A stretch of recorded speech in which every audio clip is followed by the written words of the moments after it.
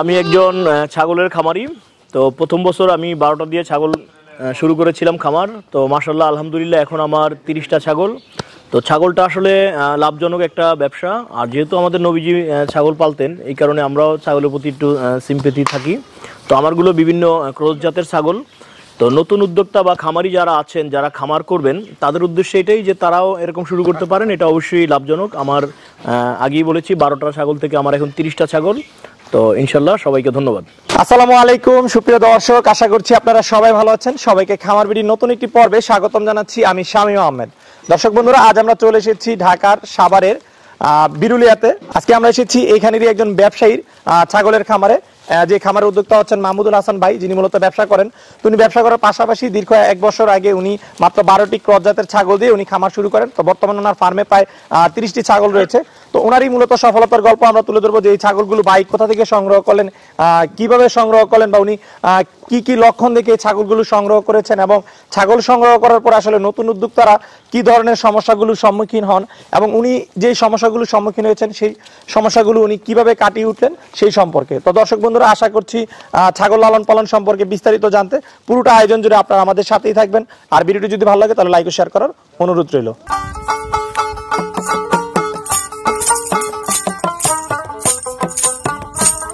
আসসালামু আলাইকুম ভাই, কেমন আছেন? আলহামদুলিল্লাহ ভালো আছি। আপনি কেমন আছেন? জি আলহামদুলিল্লাহ ভালো আছি। ভাই কি নাম আপনার? আমার নাম মাহমুদুল হাসান। মাহমুদুল হাসান, জি জি। আচ্ছা, কি করেন আপনি? আমি মূলত ব্যবসা করি। তো আমার ডেভেলপার ব্যবসা আছে, সরকারি ব্যবসা। তো এটা আমি আসলে শখে শুরু করছিলাম, এখন আর কি বাণিজ্যিকভাবে একটা চিন্তা ভাবনা করতেছি। আচ্ছা, শখ করে মূলত খামার শুরু করা? শখ করি খামার শুরু করা। আচ্ছা, তো কতগুলো ছাগল দিয়ে খামারের যাত্রাটা শুরু করছিলেন? 12টা দিয়ে আলহামদুলিল্লাহ শুরু করছিলাম। তো মাশাআল্লাহ এখন আসলে প্রাথমিক অবস্থায় শুরু করছিলাম 12টা দিয়ে, এখন 30টার মতো আছে আমার। আচ্ছা, কতদিন আগে শুরু করা খামারটা? এটার খামারটা 2 বছর হলো। 2 বছর? হ্যাঁ, 2 বছর আগে শুরু করছি। আর এই ছাগলটা 1 বছর মতো। ছাগল হচ্ছে 1 বছর? 1 বছর। আচ্ছা, তার মানে আপনার এখানে সমন্বিত খামার, আর অন্য কিছু আছে নাকি? আরো আছে, আমার মুরগি আছে, কবুতর আছে, শখের ওগুলো ঘুঘু আছে, সব চাইরা বলি ঘুঘু আছে। আচ্ছা আচ্ছা, ঘুঘু পোষমাই না গেছে, আশেপাশে ঘুরে সন্ধ্যার সময় আমার খুব চলে আসে। আচ্ছা, ঘুঘু ছেড়ে পালন করেন? হ্যাঁ হ্যাঁ হ্যাঁ। ঘুঘু আছে কতগুলো? ঘুঘু আছে 2 জোড়া, 4টা আর কি। মানে 4টা এখন ছেড়ে দিয়েছেন? হ্যাঁ, ওরা সারাদিন উড়ে সন্ধ্যার সময় আমার এখানে চলে আসে। বিকালে এসে খাবার খায়, খাবার খেয়ে ঘরে ঢুকে যায়। ঘরে ঢুকে যায়। আচ্ছা, মুরগি আছে বলেন, মুরগি আছে কতগুলো? মুরগি এখন 4-5টা আছে, আবার নিয়ে আসবো। ওগুলো আমি শখে, তো আমার বাসার জন্য খাওয়া দাওয়ার জন্য আমি রাখছিলাম। তো 100 মুরগি ছিল, এখন 4-5টা আছে, হয়তো ঘোরাঘুরি করতেছে। তো আমি আবার এই সামনের মাসেই আমি আরো কিছু মুরগি নিয়ে আসবো। আচ্ছা, তো মাহমুদুল ভাই, আপনি তো 12টা ছাগল দিয়ে শুরু করছিলেন, এগুলো কি জাতের ছাগল ছিল? এগুলা বিভিন্ন জাতের, যেমন পাঠাটা, এটা তোতাপুরি পাঠা, এটা একটা বড়, অনেক বড় পাঠা। আচ্ছা আচ্ছা, তোতাপুরি পাঠা। হরিয়ানা আছে এখানে, হ্যাঁ, ওই যে কালোটা ওইটা যমুনাপাড়ি, যমুনাপাড়ি আছে, বিটল আছে, হ্যাঁ, তারপরে এই ওইটা আছে, কাশ্মীরি একটা আছে। আচ্ছা, এরকম বিভিন্ন জাত আর কি। হ্যাঁ, বাংলাদেশে যেটা আমাদের ব্ল্যাক বেঙ্গল, এগুলো আসলে ব্ল্যাক বেঙ্গল না। আচ্ছা, বিভিন্ন মানে উন্নত জাতের ক্রস ছাগলগুলো আপনার এখানে বেশি দেখতে পাচ্ছি। হ্যাঁ, উন্নত ক্রস ছাগলগুলো এগুলো। আচ্ছা, তো শুরুতেই ক্রস জাতটাকে বেছে নেওয়ার কারণটা কি ছিল? আসলে আমি চাচ্ছিলাম যে ছাগলগুলো দেখতে জানি সুন্দর হয়। ব্ল্যাক বেঙ্গল তো সবাই দেখে, যেহেতু শখে করছিলাম, সবাই দেখে। আমি চাচ্ছিলাম একটু ডিফারেন্স কিছু ছাগল আনতে, যে আমার দেখতেও সুন্দর লাগবে, বন্ধু বান্ধব আত্মীয় স্বজন দেখতেও যে না অনেক সুন্দর সুন্দর এখানে ছাগল আছে। আচ্ছা, ওই চিন্তাধারা থেকেই আমি ক্রস জাতের গুলো নিয়ে আসছিলাম বাইরের। তো এর জন্য আসলে ব্ল্যাক বেঙ্গলটা আমি রাখি নাই। আচ্ছা, ব্ল্যাক বেঙ্গলটা অ্যাভেলেবেল, সবাই দেখে বা সবাই করে। আচ্ছা, এই ছাগলগুলো সংগ্রহ করছিলেন কোথা থেকে? হাট থেকে না কোনো খামার থেকে? এটা আমি নাটোর থেকে নিয়ে আসছিলাম। নাটোরে তেবাড়িয়া হাট যে ছিল, হ্যাঁ, তেবাড়িয়া হাট থেকে সংগ্রহ করছি। আর আমার এক ইউটিউবেই পরিচিত জুয়েল ভাই, ওনার খামারেও কিছু ইয়ে ছিল, উনিও আমাকে কিছু ছাগল দিছে। আচ্ছা, ওখান থেকে আমি মূলত কালেকশন করছি। আচ্ছা, তো মাহমুদুল, আরেকটা বিষয় জানি, সেটা হচ্ছে যে অনেক নতুন উদ্যোক্তাই কিন্তু এসব ছাগল কিনতে গিয়ে বিভিন্ন ধরনের প্রতারণার শিকার হয়ে থাকে। তো আপনি কোনো এই ধরনের প্রতারণার শিকার হয়েছেন কিনা ছাগল কিনতে গিয়ে? আসলে প্রতারণার বিষয়টা না, ছাগলে আমি এখানে এসে আমার এখানে আনার পরে যেটা বুঝলাম, পরিবেশগত একটা বিষয় আছে। এগুলো নাটোরে বড় হয়েছে বা ঢাকার বাইরে বড় হয়েছে, এটা ঢাকার আবহাওয়া, এই আবহাওয়া এগুলো অ্যাডজাস্টমেন্ট করে না। আচ্ছা, আমি আসলে 14টা ছাগল আনছিলাম। তো আনার 1 মাস পরে সবগুলো পিপিআর হয়, অসুস্থ হয়ে যায় 1 মাসের মধ্যেই। আনছি 15 থেকে 18 দিনের মধ্যে এরা অসুস্থের মধ্যে পড়ে।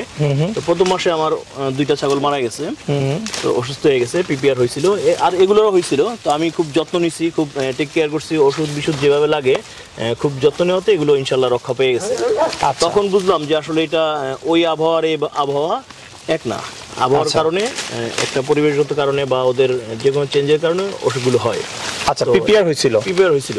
এগুলো কি হাট থেকে সংগ্রহ করা ছিল না যে খামার থেকে? আপনি তো হাট থেকেও সংগ্রহ করেন। হ্যাঁ, মিক্সিং। আমি প্রথম বুঝি নাই, খামার থেকে এবং হাট থেকে দুইভাবেই সংগ্রহ করছি। আচ্ছা, সংগ্রহ করার পর আপনি সমস্যার যে সম্মুখীন হয়েছেন সেটা হচ্ছে ছাগলগুলো পিপিআর, যেটা ছাগলের সবচেয়ে মারাত্মক রোগ। সুস্থ ছিল, ওগুলো সুস্থ সবল দেখে আমি নিয়ে আসছি। হ্যাঁ, আমি হাটে তেবাড়ি হাটে প্রায় 4 থেকে 5 ঘন্টা অবস্থান করে এগুলো সংগ্রহ করি। সেই সকালে 8টা-9টায় আমি হাটে যাই, প্রায় 2টা-3টা পর্যন্ত আমি হাজির ছিলাম। আপনি যে হাট থেকে ছাগলগুলো সংগ্রহ করছেন সেই ক্ষেত্রে আপনি কোন দিকগুলো খেয়াল রেখে এই ছাগলগুলো সংগ্রহ করছেন হাট থেকে? প্রথমে অবস্থা যে ওরা কোন রকম অসুস্থ আছে কিনা, আচ্ছা, এইটা আমি নিজে ধরে চেক করছি, দেখছি। দেখার পর ওইটার পর্যবেক্ষণ করছি যে অসুস্থ আছে কিনা কোনো রকমই। তারপরও আমার সঙ্গে এক ভাই ছিল, উনিও দেখছে এটা। আর ওই যে বললাম যে জুয়েলের নাম বললাম, যে জুয়েলের ওইখানে একটা খামার আছে তেবাড়িয়াতে, জুয়েলও আমাকে হেল্প করছে। তো উনিও আমার সঙ্গে থেকে উনি পরামর্শ দিয়েছে এই ছাগলগুলো কিনেন, এটা ভালো হবে। ছাগলগুলো সংগ্রহ করাতে আমার খুব ভালো ছিল, হ্যাঁ, এবং জুয়েলের পরামর্শটাও আমার ভালো ছিল। তো ওইভাবে আমি সংগ্রহ করে নিয়ে আসছি। আনার পরে আসলে এখানে বসে হয়তো পরিবেশগত কারণে বা যে কোনো কারণে অ্যাডজাস্টমেন্টের একটা ওদের একটা বিষয় আছে, এই কারণে সম্ভবত অসুস্থ হয়ে পড়ছিল। এই কারণে এটা আপনি মনে করতেছেন। বাট এই যে পিপিআরটা হওয়ার পরে আপনার এখানে কি ফার্মে তো অবশ্যই ডাক্তার ভিজিট করছে, তাই তো? ডাক্তার ভিজিট করছে। উনি কি বলছে যে আসলে এটি কি পরিবেশগত মানে কারণে না অন্য যে ভ্যাকসিন করা হয় না ইতিপূর্বে সেই কারণে হয়েছে, কোনটা? আসলে এগুলি তো গ্রামে গৃহস্থর বাড়িতে একটা দুইটা অনেকে থাকে, অনেকে শখের বসে বা আর্থিকভাবে যে কোনো কারণে বিক্রি করে দেয়। আমার এখানে আমি মনে করছি যে এট এ টাইমে বিভিন্ন জায়গা থেকে যেহেতু 12-14টা ছাগল একত্রিত হয়েছে, ওরা এক এক জায়গায় এক এক পরিবেশে ছিল, ভিন্ন পরিবেশ, তো হয়তো এই কারণেও অসুস্থ হয়েছে। আচ্ছা, এবং যেটা হয়েছে দেখা যায় 12-14টা যেহেতু আপনি একত্রে সংগ্রহ করছেন এবং হয়তো দেখা যায় একটা বা দুইটাতে ছিল, সেখান থেকে সবগুলো ছাগলই ছড়াই গেছে।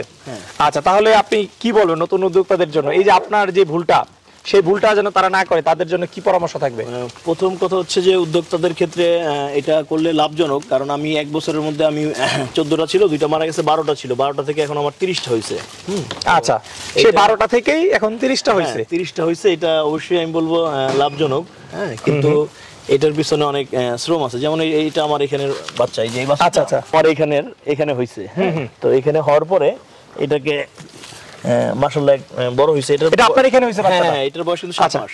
আচ্ছা, মাশাআল্লাহ, এবং দেখতে খুব সুন্দর। 6 মাস বা 7 মাস, এগুলো সব বাচ্চাগুলো সব আমার এখানে। এই যে এটা 1 মাস হইলো এটা। আচ্ছা, যেটা ওই জন্য ইয়া করতেছে। হ্যাঁ, আমার এখানে সব বাচ্চা যেগুলো আছে এগুলো সব আমার এখানে হইছে।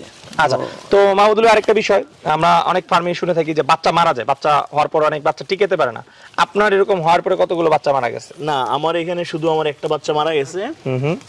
সেটা হচ্ছে হওয়ার পরে 2টা ছাগল হয়েছিল, 2টা বাচ্চা হয়েছিল। তো একটা বাচ্চা দুধ খাইতে পারছে, আরেকটা খাইতে পারে নাই, যে কোনো কারণে খেতে পারে নাই দুধটা। তো আমরা আসলে দুধটা দহন করে চামিচ দিয়ে বা ফিডারে অনেক চেষ্টা করছি খাওয়ানোর জন্য। তো কোনোভাবেই ওরে টিকাইতে পারেন না। 3 দিনের মাথায় ও মারা গেছে। একটাই ছাগল মারা গেছে আমার। আচ্ছা আচ্ছা, আর ইনশাল্লাহ আর কোনো সমস্যা হয় নাই। তো আর বাকি এখনো এগুলো গাভিন, এগুলো বাচ্চা দিবে, আবার বাচ্চা দিবে। হ্যাঁ, এগুলো আবার বাচ্চা দিবে। আচ্ছা, আপনার এখানে পাঠা আছে তাহলে কয়টা? পাঠা আমার 2টা, এই ব্রিডিং এর জন্য। হ্যাঁ, এই যে একটা পাঠা। হ্যাঁ হ্যাঁ হ্যাঁ, এইটা আর ওই যে পিছনে। আচ্ছা, এই যে আরেকটা। তো এই পাঠাটা দিয়ে আমি মূলত ব্রিডিং করছি সবগুলোকে। হ্যাঁ হ্যাঁ। আচ্ছা, এই পাঠাটা দিয়ে আমার ব্রিডিং। তো মাহমুদুল ভাই, এগুলো তো নিশ্চয়ই আপনি কর্মচারীর মাধ্যমে দেখাশোনা করছেন, যেহেতু আপনি বাইরে থাকেন, ঢাকাতে সম্ভাবনা থাকেন। আমি থাকি, তারপরও আমি সপ্তাহে 3 দিন বা 4 দিন এখানে সময় দেই। আমার ওই বিজনেসটা আমি সন্ধ্যাকালীন রাখছি। আচ্ছা, দিনে আমি চেষ্টা করি এখানে। যে বিষয়টা আমরা অনেকের কাছে শুনে থাকি যে কর্মচারী দিয়ে করলে অনেক সমস্যা হয়, মানে ওরকম ভাবে সফলতা পাওয়া যায় না। তো এটা এই ক্ষেত্রে আপনি কি বলবেন? আসলে এই ক্ষেত্রে নির্ভর করে কর্মচারীরা কেমন, তার আন্তরিক কিনা। আচ্ছা আচ্ছা, তো আমার এখানে যারা আছে ইনশাআল্লাহ মাশাআল্লাহ আন্তরিক, এরা 2 বছর যাবত আমার এখানে আছে। তো সার্বক্ষণিক আমি তো খোঁজ খবর নেই ফোনে, বা যদি আমি যেদিন না আসতে পারি সেদিনও আমি খোঁজ খবর নেই কি লাগে না লাগে। আর এদের বলা আছে, প্লাস ডাক্তারের নাম্বার দেয়া আছে, যাবতীয় সব এদের কাছেও আছে। আমি যদি আসতে না পারি, একটা ছাগল অসুস্থ হয়ে পড়লো বা কোনো সমস্যার সঙ্গে ডাক্তারের ফোন দিবে, ডাক্তার চলে আসে। আচ্ছা, খুব আন্তরিক। আচ্ছা, তো ভাই খাবার দাবার কি দিচ্ছেন এই ছাগলগুলোকে? খাবার হচ্ছে কি আসলে গ্রামগঞ্জে গৃহস্থরা যেভাবে ছাগল ছেড়ে পালে ঝোপঝাড় লতাপাতা ঘাস টাস খায়, আমাদের এখানে তো এই সিস্টেম নাই। আমার এখানে সম্পূর্ণ বদ্ধ জায়গায় আটকে পালি আমরা। সকালে আমরা আমার ঘাসের ক্ষেত আছে, 4 বিঘার মধ্যে ঘাসের ক্ষেত আছে, ওইখান থেকে ঘাস কেটে আনি, জাম্বু ঘাস নেপিয়ার ঘাস যেটাকে বলে, ওই ঘাসটাকে এনে কুচি কুচি করে কাটতে হয়। আচ্ছা, কেটে ছাগলকে দেই এবং এই 9টা 9:30টার দিকে ওই ঘাস খাওয়া শেষ হইলে আমরা একটা দানাদার দিই ওদের। দানাদার একটা খাবার দিই, পানির সঙ্গে মিক্স করে বিভিন্ন দানাদার খাবারটা দিই। দানাদার খাবারে কি কি থাকে? হ্যাঁ, দানাদার খাবারের মধ্যে ওই যে ভুট্টা ভাঙ্গাটা থাকে, হালকা একটু খৈলো মাঝে মধ্যে দেই, বা গমের ভুসিটা দেই, খেসারির ভুসি, এটি মিক্স করে একটা খাবার আমরা তৈরি করি। আমি কোনো ফিড কিনি না। আচ্ছা, আমি নিজেই সাভারে গিয়ে দেখা যাচ্ছে ভুট্টা, ফ্রেশ ভুট্টাটা কিনে ভুট্টাটা ভাঙ্গাই, মেশিনে ভুট্টা ভাঙ্গাই, বা বিভিন্ন খাবার যেগুলো ভালো ফ্রেশ ওগুলো কিনে আমরা এটা মিক্স করি। আচ্ছা, করে ওদের একবার দানাদার দিই, দেওয়ার পরে 12টা 12:30টার দিকে ওরা ঘরে চলে যায়, সব ঘরে উঠে দিই, সারাদিন ওরা আর বাইরে থাকে না। তো ওদের আবার আমি 3টার দিকে বের করি। আচ্ছা, 3টার দিকে বের করে হয় কাঁঠাল পাতা, কাঁঠাল পাতাটা গাছের দিকে ঝুলে বেঁধে দিয়ে এরকম করে এখানে যে ওরা খাইলো, কাঁঠাল পাতা খাওয়ার পরে আধা ঘন্টা ওরা গুল্লো টুল্লো, আমার আবার ঘাস আছে, ঘাসও দিই পাতার সাথে সাথে। এরপরে বিকেলে আরেকবার দানাদার খাবারটা দিই। আচ্ছা, আচ্ছা, আরেকবার দানাদার খাবার দিই, 2 বেলা দানাদার খাবার, 1 বেলা পাতা আর 1 বেলা হচ্ছে ঘাস। এ হচ্ছে মূলত আপনার এখানের মানে খাবার দাবারের সিস্টেম। আচ্ছা, তাহলে দানাদার খাবার টোটাল কত কেজি দেওয়া হয় 2 বেলায়? দানাদার ওদের 2 বেলায় প্রায় 10 কেজির মতো দিই। 2 বেলায় এই 30টা ছাগলকে 10 কেজি দিচ্ছেন, 5 কেজি করে। আচ্ছা, পর্যাপ্ত পরিমাণ পাতা এবং কাঁচা ঘাস আপনি নিজে জাম্বু ঘাস করে নিয়েছেন ছাগলের জন্য। আচ্ছা, তো ভাই একটু যদি বলতেন যে খরচের বিষয়টা, হ্যাঁ, ছাগলগুলোর পিছনে মান্থলি আপনার কিরকম খরচ হচ্ছে খাবার দাবার সবকিছু মিলিয়ে? এখন আমার 30টা ছাগল হয়েছে, তো 30টা ছাগলে আমার মাসে 8 থেকে 10 হাজার টাকা খরচ যাচ্ছে, এই খাবার দাবার মিলিয়ে, সবকিছু মিলিয়ে। আচ্ছা, আচ্ছা, 8 থেকে 10 হাজার। ঘাসটা তো আমার ক্ষেতের ঘাস। আচ্ছা, ওটা বাদ দিলাম।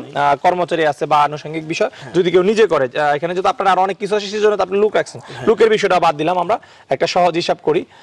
তো এই যে প্রথমে শুরু করছিলেন 12টা দিয়ে, এখন বাচ্চা টাচ্চা সহ 30টা আছে, 1 বছরে আপনার এই ছাগলগুলোর পিছনে তাহলে খরচ গেছে কিরকম? আসলে মূলত প্রথম বছরে খরচটা একটু বেশি যায়।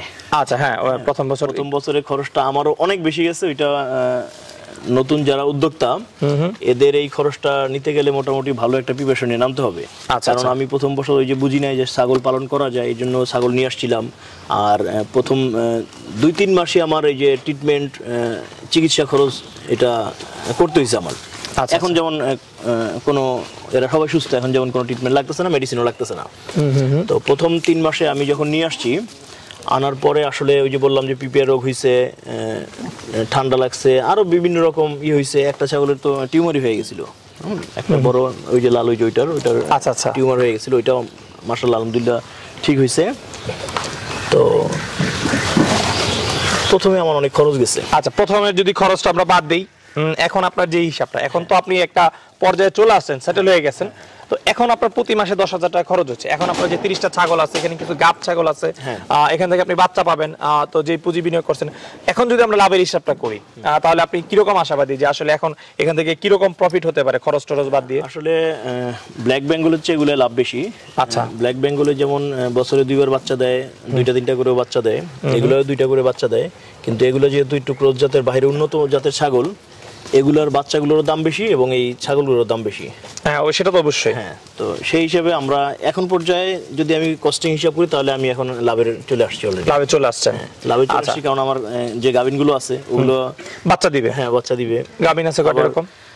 গাভিন এখনো 7টার মতো গাভিন আছে। আচ্ছা, আচ্ছা, এগুলো কয়টা করে দেয়? ক্রস যেগুলো আছে এগুলো কয়টা করে বাচ্চা দেয়? এগুলা আমি 2টা করে পাইছি, 1টা করেও পাইছি। আচ্ছা, 1টা-2টা করে পাইছেন। কারণ যেখান থেকে কিনছি অনেক সময় কিছু আছে ফার্স্ট, আমার এখানে এসে ফার্স্ট গাভিন হইছে। আচ্ছা, আচ্ছা, এরকম কয়েকটা আছে, আর কয়েকটা আছে সেকেন্ড গাভিন। যেগুলো সেকেন্ড গাভিন ওগুলো 2টা পাইছি এখানে বাচ্চা। আচ্ছা, আচ্ছা, আর যেগুলো ফার্স্ট গাভিন হইছে এখানে 1টা করে পাইছি। এখন যেমন ওগুলো 2টাই চলে আসবে। আচ্ছা, তো ভাই এখন পর্যন্ত কি আপনার ফার্ম থেকে কোনো ছাগল বিক্রি করছেন কিনা আপনি? না, আমি ছাগল বিক্রি করি নাই, কিন্তু আমি গত যে কোরবানিটা গেল, কোরবানিতে আমি বাণিজ্যিকভাবে কিছু খাসি বিক্রি করছিলাম। আমি পাবনা থেকে আমি 20টার মতো খাসি নিয়ে আসছিলাম। আচ্ছা, এনে মাশাআল্লাহ এখানে আমি খাওয়া দাওয়া করে আমি লাইভ ওয়েটে বিক্রি করেছি। আমার লাইভ ওয়েট মেশিন আছে। আচ্ছা, আচ্ছা, লাইভ ওয়েটে আমি 18টা বিক্রি করছি। আচ্ছা, আচ্ছা, আর 2টা এখনো আছে খাসি, ওই 2টা। আর আমার খাসিগুলো মাশাআল্লাহ সবগুলোই সর্বনিম্ন 25 কেজি ওজন। যেগুলো ছিল সংগ্রহে? হ্যাঁ, লাইভ ওয়েটে 25 কেজি, 35 কেজি, 38 কেজিও ওজন হয়েছে। আচ্ছা আচ্ছা, এরকম ঠিক আছে। তো মাহমুদুল ভাই, এই যে ছাগলগুলো পালন করতেছেন, এগুলোর ভ্যাকসিন কি কি করছেন আপনি? এরকম ভ্যাকসিন দেওয়া হয়েছে, এখনো আছে স্টকে। আমি সবসময় ওষুধ স্টকে রাখি। হ্যাঁ, তো সব ধরনের ভ্যাকসিনই আমি করছি। আচ্ছা আচ্ছা, মানে মূলত আমরা তো জানি যে ছাগলের যে পিপিআর এর ভ্যাকসিনটা খুবই গুরুত্বপূর্ণ, এটা করতেই হয়। পিপিআর এর ভ্যাকসিনটা আসলে আমি আমার এখানে কাছাকাছি ওই যে সাভার যে প্রাণী সম্পদ, ওইখানে গেছি, ওরা আমাকে খুব সহায়তা করছে। ওদের যে ইনজেকশনগুলো আছে সরকারি, যেটা ওইটা বিনামূল্যে। আমি জাস্ট গিয়ে বলছি ওইখানে যে যারা ডাক্তার আছে, স্যাররা আছে, তাদের গিয়ে বললাম যে আসলে আমি তো একজন নতুন উদ্যোক্তা, আমি শখের বসে শুরু করছিলাম, কিন্তু এখন আমি তো এই প্রবলেমগুলো পড়ছি, আমার ছাগলগুলো এই অসুস্থ। তো একটা ছাগল নিয়ে গেলাম ওইখানে, নিয়ে যাওয়ার পর ওরা দেখলো, দেখার পরে ওইখান থেকে ডাক্তার ওনরাও পাঠাইছে, হ্যাঁ, খুব সহায়তা করছে। তো ওনরা এসে এখানে সবগুলোকে পিপিআর ভ্যাকসিন দিয়ে দিল, এর জন্য কোনো টাকা না, এটা বিনামূল্যে। আচ্ছা আচ্ছা, সাভার থেকে বা সরকারি যে এগুলো আছে এখান থেকে গেলে বিনামূল্যে আর কি ওষুধগুলো পাওয়া যায়। বুঝতে পারছি। আর প্রাইভেট ডাক্তার আছে আমার, উনিও ফোন দিলে সাথে সাথে আইসা, সেক্ষেত্রে আমার ভ্যাকসিনটার পেমেন্ট করতে হয়। আচ্ছা, তো মাহমুদুল একটা বিষয় হচ্ছে সেটা হচ্ছে যে, তো আপনার এই যে ফার্মের যে এখন ছাগল আছে 30টা এবং কিছু বাচ্চা পাবেন, পরবর্তীতে অবশ্যই বিক্রি করেন ফার্ম থেকে। তো আমার কোনো দর্শক যদি চায়, সেই ক্ষেত্রে আপনার কাছ থেকে সংগ্রহ করতে পারবে কিনা? হ্যাঁ, আমি এখনো যে আমার যে জাতগুলো আছে এগুলো তো আমি জাত উন্নয়নের জন্যই রাখছি, যে আমার এখান থেকে ভালো জাতগুলো আসবে। তো দর্শকরা যদি চায় এখান থেকে নিবে, তো ওয়েলকাম, আসবে, ছাগল দেখবে, দেখে নিতে পারবে। আচ্ছা, সেক্ষেত্রে আরো 2-3 মাস পরে আসলে ভালো হবে দর্শক, আরো পরে নিতে পারবে। মানে আমি চাচ্ছি যে ফার্স্ট গাবিনগুলো আমার এখানে আসছে, সেকেন্ড গাবিনটা ওরা হয়ে গেছে, ওরা যদি বাবুগুলো দেয়, বাচ্চাগুলো দেখে তারপরে আমি কিছু বাচ্চা ওদের দর্শকদের জন্য দিতে পারবো। সবগুলো সব উন্নত জাতের। ঠিক আছে। তো ভাই, আপনার এই খামারে ভবিষ্যৎ পরিকল্পনা কি? ভবিষ্যৎ পরিকল্পনা আমার এটা আসলে, যেহেতু আমার জায়গা আছে, আরো জায়গা আরো এটা বড় বানানোর চিন্তা ভাবনা আছে। আর যেহেতু নবীজি আমাদের মেষক পালতেন, ছাগল পালতেন, সেটা ছাগলের উপরে আমাদের তো একটা সিম্পেথি আছে। আচ্ছা আচ্ছা, তো এর জন্য আমার যেহেতু খামার, এখানে সবসময় ছাগল থাকবে। আচ্ছা, আর চাচ্ছি যে আর একটু বড় করতে, আর বড় পরিসরে। তো যেহেতু প্রাথমিকভাবে এগুলো আছে, আমি চাচ্ছি যে নিজে না জানলে তো এটা হয় না, নিজে আসলে এটা দিয়ে শুরু করলাম। এই 10টা-12টা দিয়ে আমি শুরু করছিলাম, তো আলহামদুলিল্লাহ ধকল টকল কাটিয়ে এখন একটা অভিজ্ঞতার পর্যায়ে চলে আসছি। নতুন যারা শুরু করবে তাদের বলবো যে প্রাথমিক অবস্থায় 4-5টা দিয়ে স্টার্টিং করলো, বা 10টার উপরে না যাক, কারণ অনেকেই ধকলটা সহ্য করতে পারবে না, এই যে অসুস্থ পড়তেছে বা মারা যাচ্ছে, বা প্রপার ট্রিটমেন্ট হচ্ছে কি না। অনেক সময় অসুস্থ হয়ে পড়লো, না বুঝে ইঞ্জেকশন দিলে ওইটা মারা যেতে পারে। যেমন আমার যে 2টা মারা গেছে, ওইটা আসলে ইঞ্জেকশনের এফেক্টে, ছাগলের কলিজা তো খুব সেনসিটিভ, ইঞ্জেকশনে মারা যেতে পারে। এর জন্য যারা নতুন উদ্যোক্তা, এরা আস্তে ধীরে শুরু করলেই ভালো হবে, অল্প অল্প থেকে। ঠিক আছে, কয়েকটা থেকে। আচ্ছা মাহমুদুল ভাই, আপনার সাথে কথা বলে খুবই ভালো লাগলো। আমাদেরকে সময় দেওয়ার জন্য আপনাকে অসংখ্য ধন্যবাদ। আপনার ভবিষ্যৎ সফলতা কামনা করে আজকের মতো বিদায় নিচ্ছি। ভালো থাকবেন। ধন্যবাদ ভাই, আপনাকেও ধন্যবাদ। আসসালামু আলাইকুম। ওয়ালাইকুম আসসালাম।